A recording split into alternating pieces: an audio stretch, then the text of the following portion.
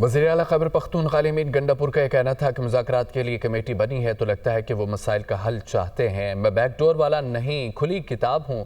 اچھی بات ہے کہ 9 مئی کے ملزمان کو رہا کیا گیا۔ جمہوری طریقے سے معاملات کو حل کرنا چاہیے۔ اسلام آباد میں میڈیا سے گفتگو کے دوران انہوں نے مزید یہ کہا ہے کہ کرم کے واقعات 50 سال سے چلے آ رہے ہیں۔ کرم کے معاملات کو خوش اسلوبی سے حل کیا۔ مزید کیا کہا انہوں نے، سنیے۔ میں بیک ڈور والا ہوں نہیں، میں ہوں کھلی کتاب، میں کھل کے کھیلتا ہوں، تو جب چیزیں سامنے آئیں گی تو کھل کے آئیں گی۔ سر کرم ایجنسی میں جو حالات ہیں اس کا ذمہ دار کون ہے، اور اب اپنے وفاق سے امان کے لیے مشترکہ کوشش کی جائے، کام کیا جائے؟